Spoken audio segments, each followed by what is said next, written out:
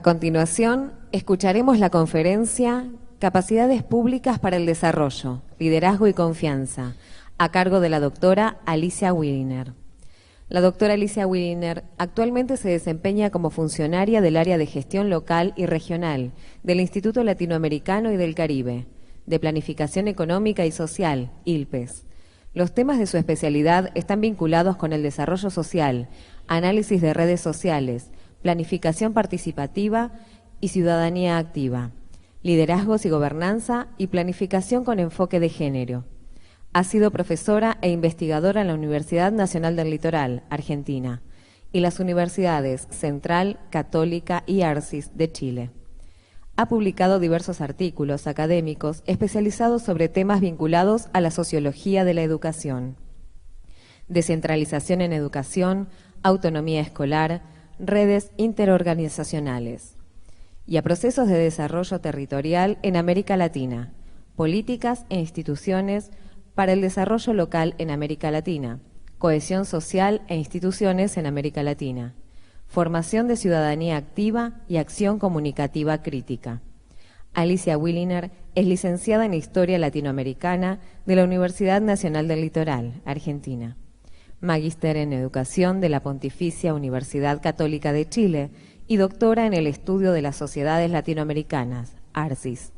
Bueno, agradecer antes que comience la conferencia a FEPAIS y especialmente a Marta, que me invitó hace ya varios meses a participar con ustedes de este evento que me parece de suma importancia. Yo creo que este es un tema cada vez más presente en nuestra América Latina, es un tema que cala hondo y que es bien difícil hacerse cargo porque supone el compromiso de todos y todas. Entonces, yo creo que estamos en este tema todos los que estamos aquí presentes y bueno, yo estuve los 2 días anteriores en el Congreso y estuve escuchando y nutriéndome de otras miradas. Hace yo muchos años que no trabajo en establecimientos educativos, trabajo con comunidades, como lo dijo la presentadora, mi trabajo en CEPAL es justamente trabajar con municipios y con gobiernos subnacionales en toda América Latina. Entonces la institución mía tiene o donde yo trabajo tiene una mirada más bien comparativa de América Latina con promedios, lo que significa manejar promedios, o sea, escondiendo muchísimas realidades. La presentación que yo voy a hacer ahora tiene como 2 partes. La primera es un poco un diagnóstico de situación lleno de números, pero vamos a ir rapidito, solo lo que me interesa es que les quede la parte conceptual y ya hay una segunda parte en donde yo apuesto al tema de los liderazgos y de las líderes y lideresas, ¿no? En estos 10 años que estoy trabajando en CEPAL y trabajando con instituciones, a lo largo de toda la región se habla de cambio institucional. Entonces, con un colega con el cual estamos trabajando estrechamente el tema de los liderazgos, llegamos a la conclusión, muy humilde por cierto, porque es una mirada, lo que no quiere decir que sea la mirada, de que las instituciones evidentemente necesitan cambios después de la salida a la democracia que tenemos de la década de los 80 a esta parte. Hay países en América Latina que han profundizado más su democracia que otros, y con la profundización de la democracia se supone que tiene que haber cambios institucionales, pero nosotros vamos más al fondo y decimos, bueno, sí, pero cuando uno tiene que producir cambios institucionales, en el fondo lo que está teniendo que producir son cambios en las prácticas sociales de los sujetos que formamos parte de las instituciones. La institución en el fondo está formada por sujetos.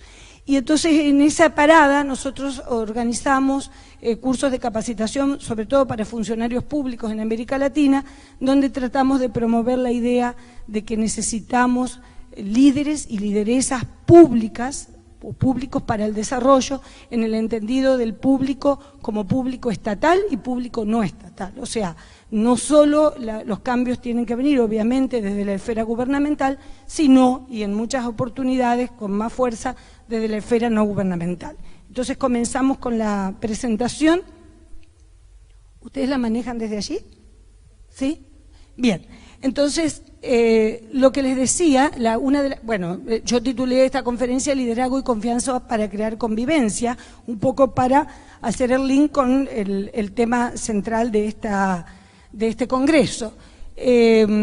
la pregunta que yo me hago en esto, cuando me invitan a un congreso sobre convivencia escolar y comunitaria, digo, lo primero que se me ocurre es preguntarme a mí misma, ¿existen condiciones socioeconómicas mínimas en la región? Cuando hablo de región estoy hablando de América Latina, del Caribe no, porque sería una mentira, nosotros trabajamos muy poco con el Caribe, que garanticen la convivencia en las sociedades latinoamericanas. O sea, ¿qué pasa en nuestras sociedades a nivel social y a nivel económico para que permita o no mayor o menor convivencia? Porque evidentemente, ¿no es cierto?, uno cuando hace análisis sociales, incluso desde la escuela, yo creo que no se puede pensar el cambio social desde la escuela solamente, ¿no? O sea, una cosa muy obvia. Entonces, no sé si alcanzan a ver ahí, pero una de las cosas que yo planteo es, hay un principio fundamental que tenemos que considerar cuando hablamos de convivencia escolar y comunitaria, y es nada más ni nada menos que no nos tenemos que olvidar que nuestra región, y lo dijo creo que el subsecretario el primer día, cuando inauguró el Congreso,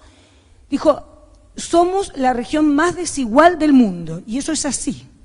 Y eso lo manifiestan estos dos gráficos que yo presento ahí, que el primero, el de la izquierda, muestra el tema del coeficiente de Gini en nuestra región. O sea, para los que no lo saben, el coeficiente de Gini es una medida que trata de ver cuán desiguales somos los países al interior de nuestros países.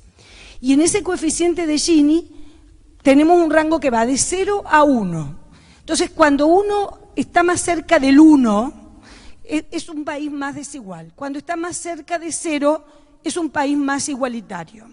En términos simples, es como decir, yo tengo una torta, y si me da 0, quiere decir, si somos acá 40 personas, quiere decir que yo dividí en 40 pedazos la torta y a cada uno se sirvió un pedazo de esa torta.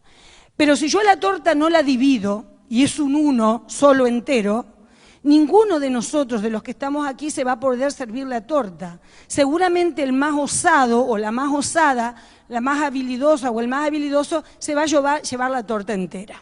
Entonces, con eso quiero decir que cuanto más cerca del 1 estamos, es más desigual el territorio y es uno solo el que se come la torta y no se reparte entre todos. Dicho esto, tengo que mostrar aquí, en el segundo gráfico se ve muy bien, claro, no se alcanza a leer, pero esta barra, la más alta, es justamente la barra de América Latina. Y esta barra, que es la última, es la barra de los países más ricos del mundo, que es obviamente los países europeos, Japón y Estados Unidos. Con esto me está queriendo decir, esta cifra, que me la sé de memoria, es 0.52, lo que quiere decir que nosotros estamos 0.5, o sea, en la mitad del camino de la desigualdad. Somos los países, la región más desigual de América, del mundo, perdón. Con un agravante. Yo no sé si han escuchado hablar de un economista francés que ha puesto, ahora está en toda la librería en Buenos Aires y en toda la región, que es Tomás Piketty, que él habla de qué pasa con el capitalismo del siglo XXI. Entonces él dice, evidentemente estamos en una situación tremenda. ¿Por qué? Porque estamos en márgenes de desigualdad al mejor estilo de como estábamos en el siglo XIX y en el siglo XX, antes de la Primera y la Segunda Guerra Mundial. Entonces, él dice, el agravante además es que si medimos la desigualdad de acuerdo no solo a los ingresos, sino a la propiedad, estamos peor todavía. Y este gráfico que yo tengo aquí muestra, bueno, ni yo lo puedo ver ahí, pero creo que Argentina es este caso. O sea, los puntos negros, lo que está marcando es la desigualdad en la distribución de la propiedad. ¿Quién tiene más propiedad y quién tiene menos propiedad? Y las barras son las desigualdades en torno al ingreso. La conclusión de los teóricos y de los economistas que están abordando el tema de la desigualdad hoy dice, el 90% de la propiedad que existe en un territorio en América Latina está en manos de un 10 o menos, entre un 8 y un 10% de la población. Y el 10% restante de la propiedad está en manos del otro 90% de la población. Lo mismo con los ingresos, o sea, hay una concentración desmedida de ingresos y de propiedad en manos de unos pocos. Aquí no se salva ningún país de la región y Europa está en la misma tendencia y lo mismo Estados Unidos. Acá voy avanzando, pero también para decir cuál es el otro problema, el problema del empleo.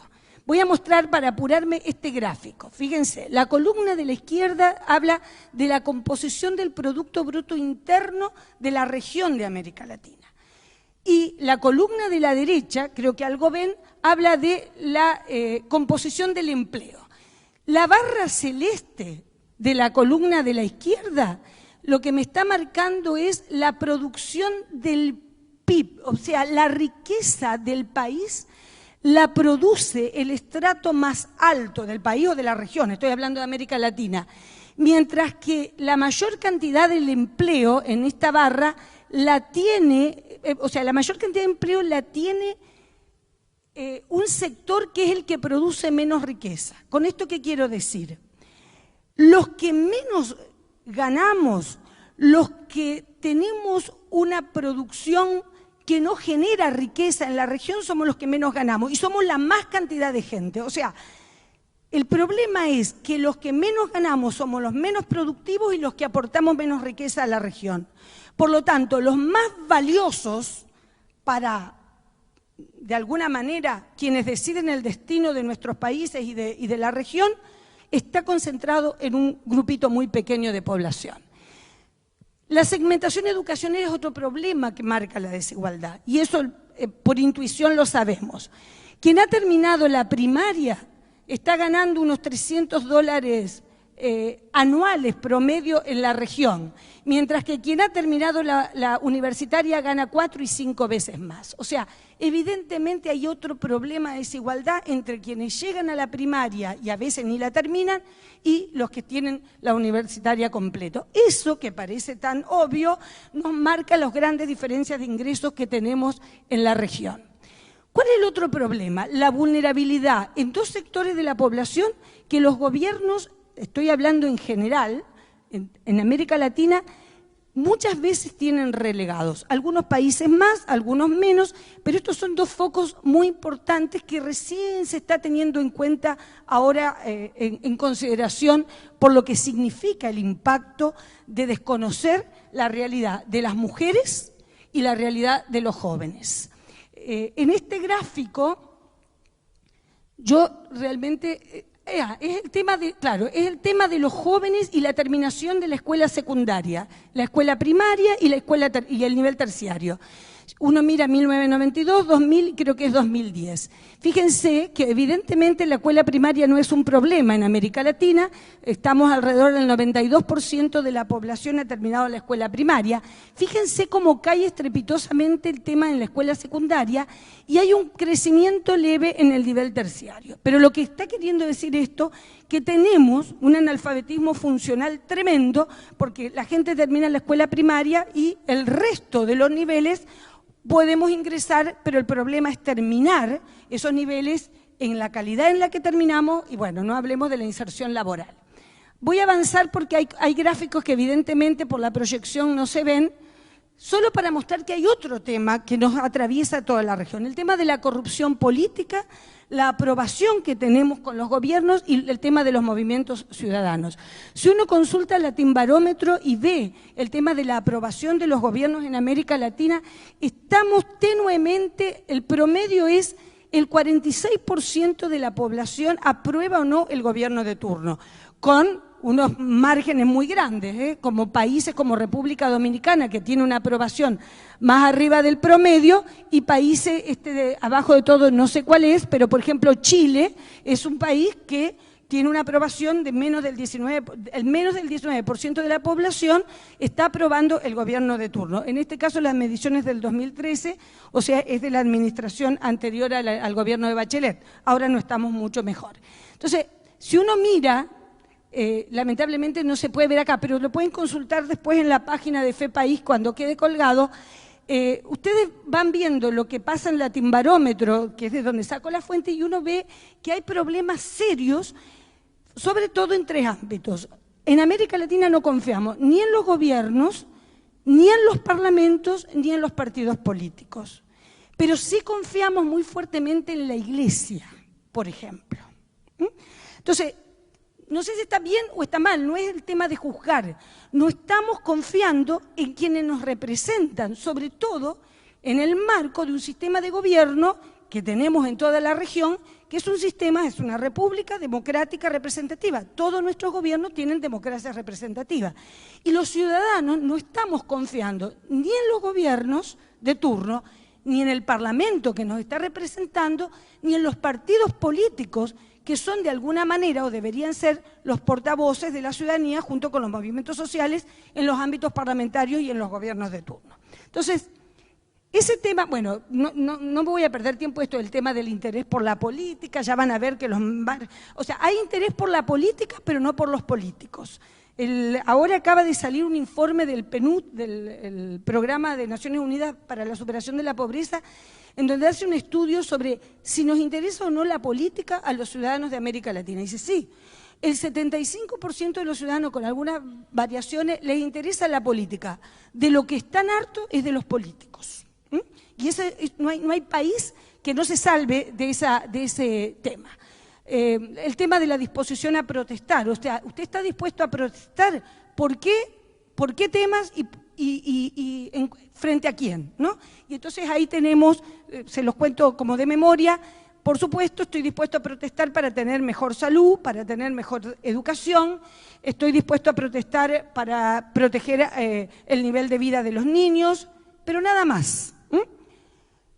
Ahí tiene unas cuantas cosas. Otro tema, que es un poco la reflexión a la que yo voy. Líderes y lideresas en América Latina. Cuando yo hablo de líderes y lideresas, o sea, es muy común que uno, si pregunta en un cuestionario, en una entrevista, nómbreme un líder o nómbreme una lideresa, y uno tiende a contestar los grandes líderes, ¿cierto? El Martin Luther King, el Mahatma Gandhi, la Teresa Calcuta, el Papa Francisco, bla, bla, bla. Muy bien. Pero cuando hablamos de líderes y lideresas, nosotros estamos tratando de referirnos a que en cualquier ámbito público, gubernamental o no gubernamental, me gusta decir más no gubernamental que privado, porque trabajamos por lo público, se supone que estamos trabajando por el bien común. O sea, el foco de atención que yo quiero poner es que todos somos potenciales líderes o lideresas en el ámbito del trabajo en el que estamos actuando. A eso me refiero. Entonces, cuando uno se pone a analizar y a leer sobre liderazgo, hay mucho liderazgo vinculado al marketing. Nosotros desde CEPAL estamos trabajando por promover la figura de los líderes y de las lideresas gubernamentales y no gubernamentales. ¿Por qué? Justamente por esa imagen que yo seleccioné que me pareció preciosa de nuestro gran Quino, donde dice el personaje, he decidido enfrentar la realidad, así que apenas se ponga linda me avisan. Aludiendo a que si uno mira y analiza la región en su conjunto, uno pareciera ver que hay cada vez más movimientos sociales, caso emblemático Brasil, caso emblemático Chile en este preciso momento, y cada vez más líderes y lideresas que están tomando decisiones, sobre todo en la esfera gubernamental, que dan la espalda a lo que los movimientos sociales están demandando. Es como, nosotros hacemos una lectura en la cual decimos exactamente eso, estoy de espalda y no sé muy bien cómo voy a resolver lo que está pasando en los próximos años. Y créanme que es una ecuación que pasa por todos nuestros países, sobre todo si vinculamos el enorme esfuerzo que hicieron los gobiernos de América Latina para invertir en lo que a mi juicio se llama mal llamado gasto social, en la gente que más lo necesita, en la población más vulnerable, el precio de los commodities, o sea, de toda la materia prima que producimos en América Latina y que exportamos, y que nos ha dado unas ventajas tremendamente fuertes en los últimos años, pero que hoy se está revirtiendo. O sea, si vemos que China estaba creciendo al 10% y está creciendo al 7% y no nos está comprando ya lo que nos estaba comprando, o por lo menos no nos está comprando al precio que nos lo estaba comprando, nos tenemos que preguntar si en estos últimos 10 años algunos gobiernos de América Latina no han logrado, y diría que muchos de ellos, no han logrado resolver esta ecuación de sacar a miles de personas de la pobreza, pero de alguna manera dejarlos volar, ya pasando del asistencialismo a acciones en donde la gente tenga la posibilidad de marchar solita, con los precios de los commodities elevadísimos, como el caso del cobre en Chile, y permítanme que dé ese ejemplo porque vivo en ese país y lo conozco bastante bien, en donde la libra estaba a $5 y hoy está a 2,3, o sea, la billetera de Chile se está desinflando. O sea, lo que quiero decir, si los líderes y lideresas de nuestros países gubernamentales, que son los que toman las decisiones directas, y no gubernamentales, aquellos que apoyan los procesos de desarrollo, no han logrado resolver eso, el discurso no quiero que sea negativo, pero tenemos que ser realistas. O sea, ¿qué nos queda a partir de este momento en donde los efectos todavía no se han dado? Doy un ejemplo, por ejemplo, Ecuador, un país realmente una referencia en América Latina por su constitución, por su programa social y demás, pero el precio del petróleo se está bajando y la gente se está movilizando y molestando. Entonces, es mucho más complejo que esto que estoy planteando, pero es como una luz roja que me interesa marcar. ¿Qué pasa con nuestros líderes y lideresas y qué pasa frente a las respuestas que tienen que darle a los movimientos sociales? El tema del acceso a Internet, otro factor de desigualdad en nuestros países. Eso que ven ustedes ahí es lo urbano y lo rural. Claro, es tan pequeñita la columna de lo rural que no se alcanza a ver, pero para que vean en la primera columna, que es la más alta, ese es el acceso a Internet en Brasil, en las zonas urbanas.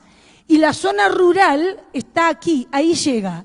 Imagínense, acá no tengo datos de Argentina, porque sencillamente no estaban incorporados en este estudio, pero uno mira esto y la dinámica es la misma. ¿Quién accede a Internet? Una de las fuentes de comunicación más importantes que tenemos en el mundo hoy. La zona rural muy por debajo y la zona urbana muy, pero muy por arriba. Cuando uno mira los quintiles de ingreso, ¿quién es? O sea, el quintil más pobre, el primer quintil, el quintil más rico, el último quintil. Uno mira y la misma historia. Las barras más altas que ustedes miran de lejos son las barras de la gente de más dinero, la gente que puede pagar el servicio de Internet, sobre todo en los países en donde el Internet no tiene acceso gratuito, no tiene programas de acceso gratuito, que está pasando. Hay países que no tienen ventajas como de alguna manera uno puede experimentar en algunos espacios, por lo menos de mi país, de Argentina. Las actividades de uso de Internet. ¿Para qué usa Internet la gente? Y uno mira las barras y entonces uno dice, increíble, porque allá arriba, ¿no es cierto?, tampoco se ve mucho, pero la primera barra, la más alta, es para comunicarse. La segunda es para estudiar. Miren Brasil, cómo cae estrepitosamente en la primera barra. La alta es para comunicarse y la que sigue, la más bajita de todo, es para educación. Ahí la única que destaca, creo que es... No alcanzo a ver yo tampoco. No, Chile es la tercera. La segunda no la alcanzo a ver. ¿La ven mejor ustedes ahí? Hay dos países o tres. Brasil. No, Brasil es la primera, ¿o no?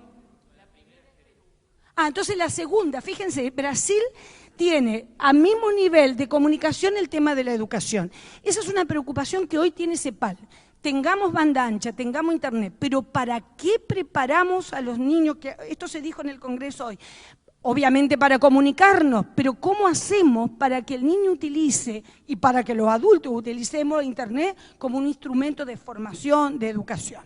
Entonces, si uno mira, esto es la comparación entre América Latina y la Unión Europea, la banda ancha de los europeos por allá arriba, la banda ancha nuestra allá abajo. O sea, para comunicarnos 200 horas para poder enganchar una página que tiene mucho peso. O sea, acá estamos en el Edén, pero yo trabajo, por mi trabajo, en Abancay. Si hay alguien de Perú, entenderá lo que le estoy diciendo. En la sierra, la plena sierra del sur de Perú, en donde uno mira a Abancay y dice, uy, allá está. Y el que te lleva en el auto dice, pero le faltan 4 horas para llegar. Y no es broma. O sea, en un embudo, bellísima la sierra peruana, pero ninguna posibilidad de tener Internet. Entonces, esa tensión de desigualdad quiero proponer acá. No quiero ojalá, no quiero transmitir un mensaje negativo, pero es un mensaje de realidad. Si uno entra a cada uno de nuestros países, así como Argentina no es Buenos Aires, Santiago no es Chile, si uno se mete cada vez más adentro de América Latina, el panorama de la desigualdad en nuestros países es tremendo. Entonces, frente a esa situación, uno ve permanentemente, también en la estadística, porque para eso sirve y eso que son promedios, la falta de confianza. En ese gráfico ustedes ven que cuando le preguntan a la gente, tanto en el año 94, 96, como en el 2013, ¿en quién confía más? Una de las instituciones en las que más confía la gente es en la iglesia. Cuando vemos la confianza interpersonal, lo mismo. O sea, hay una mínima posibilidad de confiar en el otro. O sea, el tejido social en nuestros países se ha roto. Nadie quiere confiar en nadie. En mi familia, en primer lugar, si es que, y si la tengo, y en la iglesia. Entonces, también una falta de confianza en el futuro. A lo largo del Congreso se dijo mucho con otras palabras, pero se habló del carácter homogeneizador de la cultura. Lo que yo llamo ese tremendo neocolonialismo que nos circula en las venas a todos los que estamos acá sentados. O sea, sería una necedad pensar que no tenemos una mirada neocolonial. Y cuando me refiero a eso estoy hablando de la incapacidad que tenemos los que nos educamos, ese 0.05% de la población que pudo ir a la universidad en América Latina, que pudo hacer una maestría y un doctorado, esa incapacidad, y lo digo con todas las letras, porque yo lucho todos los días también por eso, de ponerme al lado del otro, pero de verdad, pensando que el otro, que no fue a la universidad, tiene algo que decirme que yo no sé. Y ese algo que parece tan simple, no nos lo enseñan en la universidad y tampoco, o sea, todos sabemos, los que somos académicos, que el ego nuestro nos mata muchas veces. Porque si hay alguien que es ególatra, yo creo que somos los académicos y tal vez los políticos. Entonces, esa idea de que el otro no sabe y yo sí sé, es una actitud neocolonialista tremenda que reproducimos los que somos hijos de una colonia europea que nos colonizó. Entonces, ese neocolonialismo nos cambia la mirada muchas veces de lo que nosotros vamos, entre comillas, a predicar. Aunque en el discurso digamos, no, claro, yo tengo que ponerme en un pie de igualdad. O sea, es muy difícil esa práctica. Otra cosa que nos mata esta posibilidad de confianza en el futuro es lo que acabo de describir, la desigualdad estructural, el inmediatismo, la idea de que la cosa tiene que ser ya, la destrucción de los relatos. Hay países en donde el relato es más fuerte, por ejemplo, yo creo que Argentina es un país de relatos, no lo es Chile. Yo puedo comparar porque viví 35 años acá y 15 allá, entonces aquel país es un país, acá hay chilenas, muy difícil de construir relatos. Cuando me refiero a construcción de relatos, muy difícil trabajar y hablar acerca de lo que siento, de cómo me siento, de qué es lo que quiero reclamar, de dialogar, de practicar no solo la dialéctica, sino la dialógica. Entonces, ese es un tema muy recurrente en nuestros países, la imposibilidad de creer que el otro, que es indígena, pueda hablar y reivindicar en los mismos términos que yo, como persona blanca que soy, y eso se ve en todos los rincones. No puedo contar experiencias porque no me alcanza el tiempo para exponer, pero me ha pasado muchas veces en donde uno está en el hotel porque uno está trabajando y me ha pasado en Ecuador, en donde el gobierno de Correa premia a los niños de mayor mérito para irse unos días a la ciudad capital, en donde las madres durante 3 meses venden pan y un montón de cosas para comprarle su mejor traje, siglo XXI, Estoy hablando de hace 3 meses atrás, Y entonces estábamos en la piscina del hotel para la tarde descansar, porque además de trabajar uno descansa un poco, y los niños jugaban. Entonces yo hablaba y había un señor, un empresario de evidentemente muchos recursos, despotricando contra lo que el gobierno de Correa estaba haciendo y cómo dilapidaba los recursos de unos niños que en definitiva no iban a aprovechar su estadía en Quito. Entonces, ese tema es un tema que no podemos ignorarlo. Y ese tema no está en Quito, ese tema está en todos lados. Sigamos. Sin embargo, cuando uno mira también en Latinobarómetro y en otros lugares, en otras fuentes de estadística, ¿qué pasa con la satisfacción y la felicidad de la gente? ¡Oh, qué sorpresa! La región nuestra es la región más satisfecha con la vida que llevan los sujetos. Naciones Unidas hace 2 o 3 años descubrió que había que medir la felicidad, mide todo, también mide la felicidad. Un tanto ridículo si se quiere, pero mide la felicidad, tampoco se ve nada, pero ahí, cuando uno mira eso, ustedes lo van a ver en la presentación que van a tener en FEPAIS, van a ver ahí que curiosamente hay 5 o 6 países casi en primera plana que son nuestros países. Argentina, Chile, Uruguay, Venezuela, Costa Rica, los países más felices. El informe mundial acerca de la felicidad del año 2013 posiciona a América Latina en una escala muy alta de felicidad. Uno dice, ¿cómo? ¿Cómo puede ser? Ese mapa trata de entender, a ver si se ve acá mejor. Miren, los que están azul oscuro somos los países más felices. Miren Argentina, uno de los países más felices.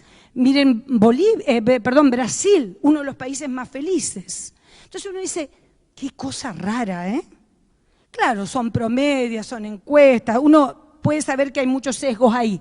Entonces, ¿por qué ocurre esto? Entonces, hay un sociólogo chileno que dice, miren, yo creo que hay muchos argumentos, pero que hay 2 que son fundamentales. Uno, la tremenda religiosidad que tiene nuestro pueblo, dice Tironi. Eso es discutible, ¿eh? Yo se los pongo solo para que lo piensen. Y cuando yo leí eso, me acordé de una obra magnífica, pero magnífica, de Bertolt Brecht, que se llama Galileo Galilei, y que yo creo que los profesores y los maestros tendríamos que tenerla para que los alumnos la lean y entiendan lo que significa la ruptura epistemológica, la necesidad de romper permanentemente los esquemas que tenemos en nuestras cabezas, porque es la única manera de crecer, es la única manera de no solo tomar conciencia, sino de actuar, porque convengamos que uno puede tomar conciencia. Yo ayer estaba furiosa mirando la noticia y viendo la imagen de ese niñito muerto que todos la vimos, y yo decía, claro, sí, está bien, tomemos conciencia, está bien que mostremos la foto, porque el morbo también de pronto funciona. Pero ¿y la acción? La otra parte, Paulo Freire lo decía, o sea, la toma de conciencia no es garantía para nada de la acción y de las consecuencias de la acción. Pero vuelvo a esto. Cuando Tironi dice la religiosidad, no es que me voy, yo media dispersa, pero cuando Tironi dice la tremenda religiosidad que tiene nuestro pueblo, yo me acuerdo de Bertolt Brecht y un diálogo que, permítanme cortito, mantiene un cura con Galileo. Si alguien leyó la obra se va a acordar. Dice, es un diálogo que a mí cada vez que lo cuento, hay que leerlo más lindo porque Brecht escribe muy lindo, dice, ¿por qué usted quiere demostrar esa teoría que quiere demostrar? Porque sí, porque yo estoy segura que eso es así. Entonces el cura le dice, pero imagínese, ¿cómo quiere que la iglesia le refrende eso que usted ha investigado y cree que es cierto? Cuando yo le he dicho a mi familia que lo único que hace por siglos y siglos es cosechar papas todos los días y se va a dormir a las 9 de la noche exhausta y cansada, pero con la idea grandiosa de que allá en el otro mundo va a tener una vida menos dura que la que tiene acá. ¿Cómo le voy a romper esa ilusión? Tironi dice, la religiosidad nos permite creer que tendremos un mundo mejor.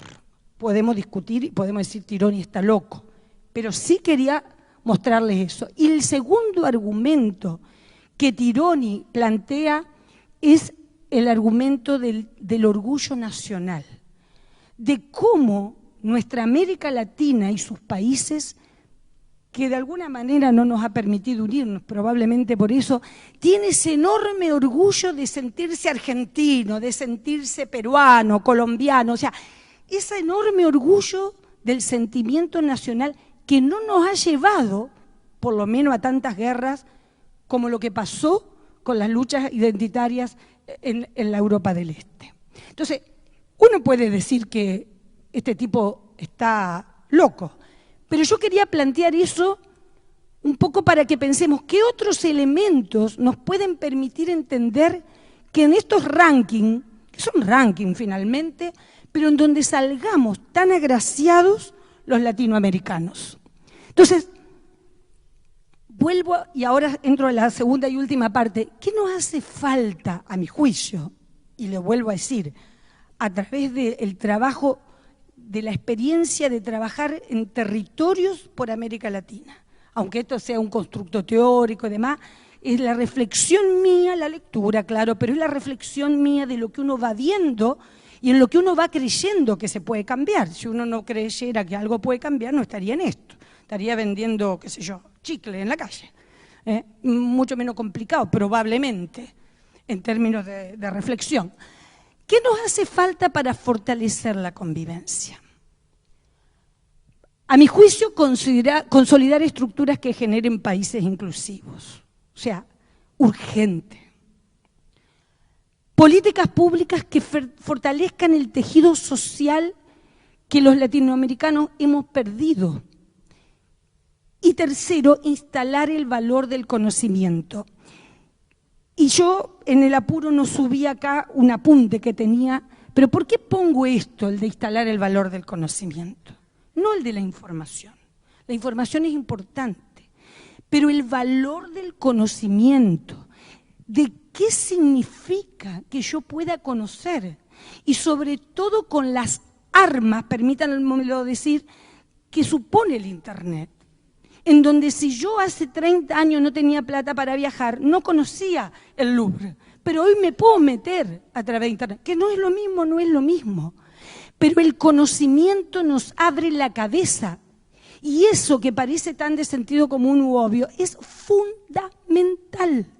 Y uno lo ve sobre todo en los países, no como Argentina, porque yo sigo pensando que este es un país privilegiado, y lo dijo el compañero, lo dijo el subsecretario, y lo dijo también el colega de la mañana ayer en la primera hora. O sea, la universidad pública nuestra, el tremendo tejido social que accede a la escuela en este país, no lo tenemos en los otros países. Ustedes saben que Chile, si yo tengo un hijo y quiero mandarlo a la universidad, no tengo ni una universidad gratuita, ni una, ni de mala calidad ni de buena calidad, ni una. Entonces, instalar el valor del conocimiento como el elemento fundamental para poder comprender la vida que queremos vivir. Y ahí está la idea de los líderes. Fíjense que yo lo voy a leer, me voy a acercar un poquito a ver si lo puedo leer. Yo ahí digo, pongo 5 círculos en el centro del desarrollo. No va, ya no tiene sentido decir que hace muchos años se sabe que el desarrollo no es sinónimo de crecimiento, ¿no? O sea, en los 90 nos pudieron haber vendido el cuento de que el crecimiento iba a derramar, la teoría del chorreo. Bueno, ya sabemos que eso no fue así y creo que nadie puede sostenerlo, salvo los más poderosos. Entonces, el desarrollo no es simplemente medir el PIB, como dice allá arriba. Entonces, yo cito a un brasilero interesantísimo que es un clásico de CEPAL, que ya murió, Celso Furtado, que dice: la experiencia ha demostrado ampliamente que el verdadero desarrollo es principalmente un proceso de activación y de canalización de las fuerzas sociales, de mejoría en la capacidad asociativa y de ejercicio de la iniciativa y de la inventiva. Por ejemplo, FEPAIS es un ejemplo de eso, donde uno ve el esfuerzo a pulmón de lo que se está haciendo aquí. Eso a mí me emociona y me maravilla y me siento como halagada de participar en una actividad en donde a lo mejor no puedo aportar mucho desde la escuela porque no es mi ámbito de trabajo, pero puedo aportar desde la experiencia que yo tengo. Entonces, ahí yo puse 5 círculos, el desarrollo en el medio, arriba, puedo hacer abajo, arriba, pero a mí me parece que estos 5 conceptos son fundamentales. El conocimiento, que trasciende la mera información. Las capacidades, que es un concepto que yo amo, porque el concepto, me carga el concepto de competencia, me revienta, perdónenme lo coloquial para decirlo. No me gusta el concepto de competencia. Cuando hablamos de currículum por competencia se me paran los pelos, porque yo no puedo dejar de vincular la competencia a la competitividad. No soy un especialista en eso, pero me gusta mucho más hablar de capacidades. Y el concepto de capacidades que usa un economista, Premio Nobel de Economía del año 99, un hindú, que ustedes lo deben conocer, que se llama Amartya Sen, que dice, ¿qué es la capacidad humana? Y él dice, vamos a tener capacidades humanas en todo el mundo cuando cada sujeto que habita el mundo tenga la posibilidad de elegir la vida que quiera vivir. Y eso que parece tan poético es realmente muy fuerte, porque Sen parte de la idea, sin decirlo, y por eso muchos lo critican, que si yo tengo y adquiero la capacidad para elegir la vida que quiero vivir es porque tengo comida, porque tengo techo, porque tengo vestido y porque tengo afectos.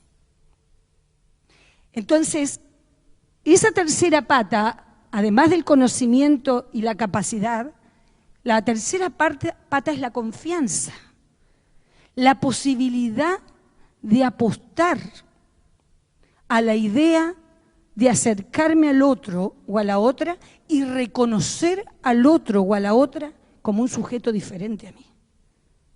O sea, sí a las diferencias, como se dijo en el Congreso, no a las desigualdades.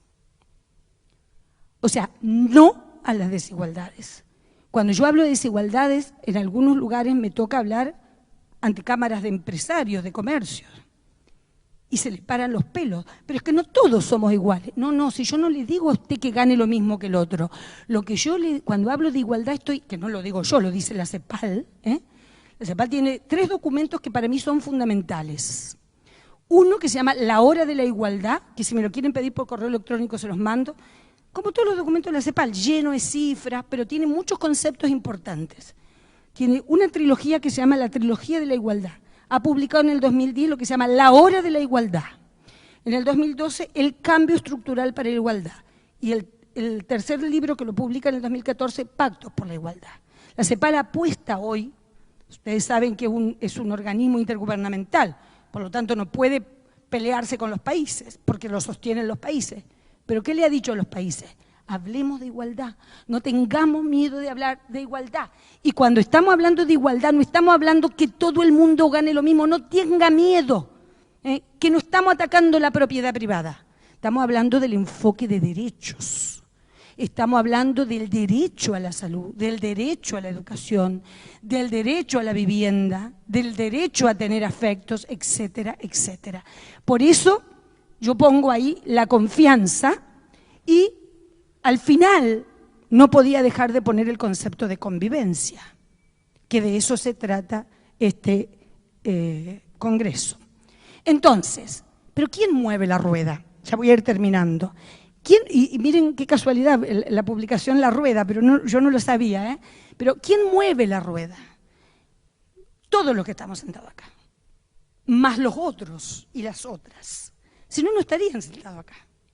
O sea, si ustedes vienen a un congreso de estos porque quieren cambiar el mundo, yo creo. Yo parto de esa idea. Entonces, quien mueve la rueda, a mi juicio, eso lo voy a pasar, es la posibilidad de constituirnos y construirnos permanentemente como líderes. Como líderes, lo voy a pasar rápido, hasta donde me interese focalizar. Y ahí yo me puse a buscar literatura, bibliografía que hable del liderazgo, pero no del liderazgo comercial, marketinero, no, del liderazgo público para el desarrollo.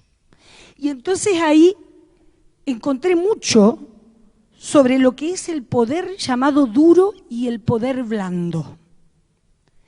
Y hay mucha teoría hoy, sobre todo en Estados Unidos, que son pioneros en estos temas, donde dice, mire, el poder duro, ellos llaman el poder duro, Nye lo llama, Joseph Nye Jr., lo llama, el poder duro es la capacidad de gestionar, de organizar, de dirigir, pero hay un poder que es muy poderoso, que es el poder blando, que es el poder de la persuasión, el poder del reencantamiento, el poder de invitar al otro a sumarse, no con la lógica del arbitrio, ah no, este es de derecha, este es de izquierda, este es católico, el otro es musulmán, el otro es ateo, no, el poder de sumarse por el solo hecho de que somos sujetos.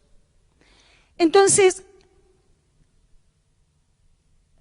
¿qué dicen los teóricos? El poder blando supone inteligencia emocional, supone comunicación, supone visión. Yo puse algunos líderes de los que son reconocidos mundialmente. Podemos poner a quienes ustedes se puedan imaginar ahí. Pero hay un poder que también es necesario, que nadie llama el poder duro. Hay una palabra que usa que no me gusta, pero habla de las capacidades de organización y también habla de las aptitudes políticas maquiavélicas. Es un término que hay que ahondarlo mucho, pero en el fondo, cuando ustedes lo leen, él dice la capacidad de negociación, la capacidad de no confrontación, pero tampoco de consenso, sino la capacidad de acuerdo, de la idea de que el otro puede pensar distinto a mí, pero buscar mínimos comunes denominadores para seguir avanzando. ¿Cuáles son las dimensiones del liderazgo? Estos no son míos, es la literatura. Y ahí tenemos una dimensión que dice relación con la inteligencia cognitiva, una dimensión que dice relación con la inteligencia contextual, o sea, la capacidad de leer el mundo. Hay un diálogo muy lindo que hace Paulo Freire con un norteamericano que no me acuerdo el nombre, donde él da como ejemplo, dice, la academia es importante, pero hay gente que nace con condiciones para generar la lectura del mundo.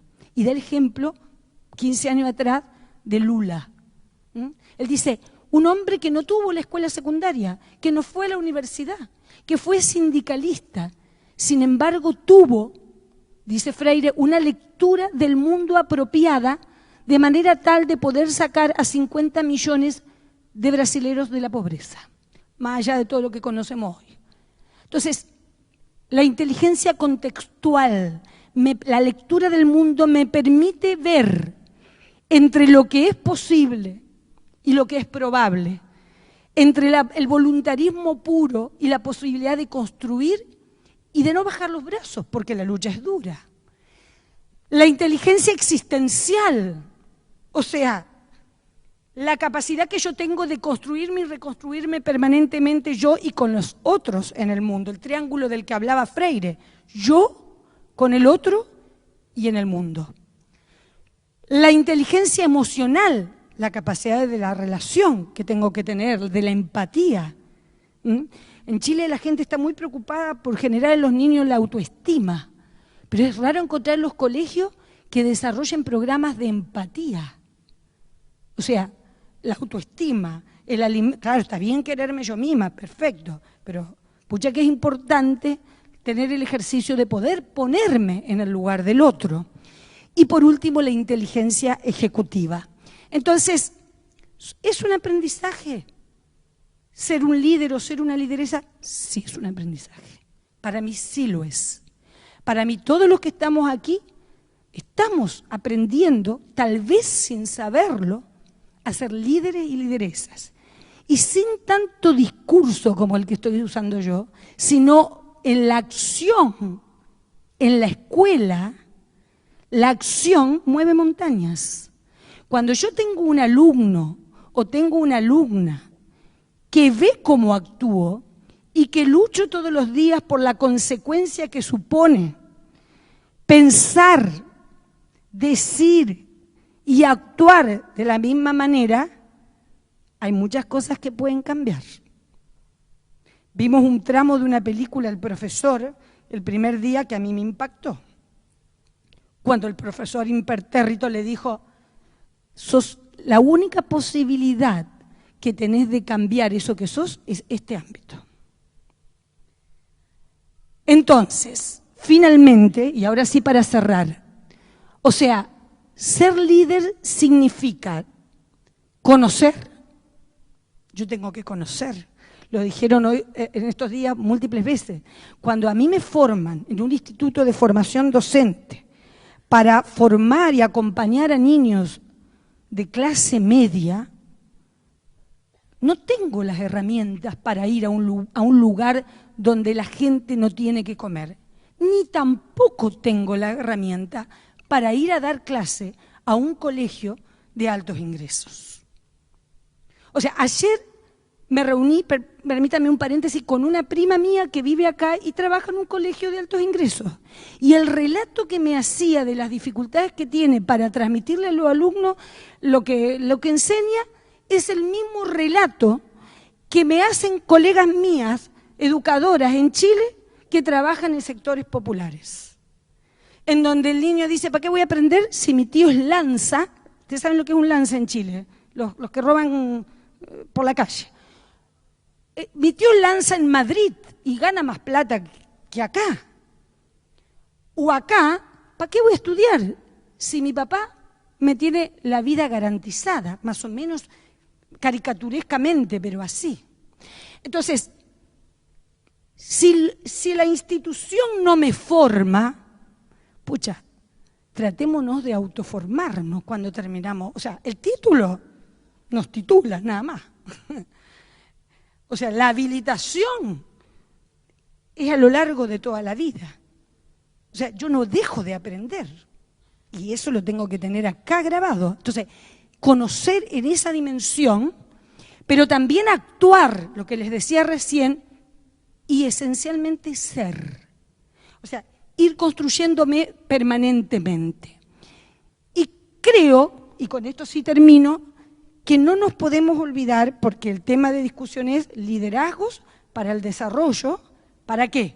Para combatir, o sea, ese fue mi línea argumental o lo que pretendía hacer, esta tremenda desigualdad que tiene nuestra región. Y entonces no me puedo dejar de referir, y con esto sí de verdad cierro, a que la desigualdad no es, como piensan algunos, un estado natural. O sea, pobre hubo siempre, y ricos también. La desigualdad, lo dice Wilkins mejor que yo, no es un estado, ni el resultado de elecciones individuales. Yo no quise nacer pobre, o atributos colectivos. Estos son más oscuritos, estos son menos oscuritos, estos son indígenas. Esta mujer, ¿qué querés? Este es un vago, este otro, ¿qué va a salir con la familia que tiene? Eso lo decimos permanentemente. Sí, mira, era interesante, sabía mucho, aunque era gordita, peticita y negrita, pero valía.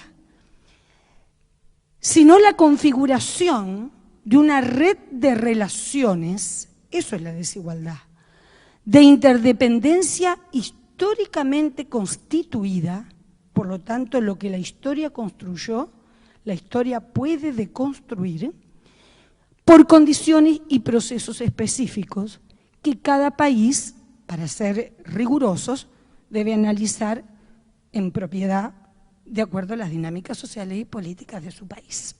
Entonces, con esto quería compartir, ojalá que haya aportado algo a todo lo que hemos venido escuchando en estos 2 días y que a mí particularmente me enriqueció no solo como profesional, sino como mamá. Así que muchísimas gracias.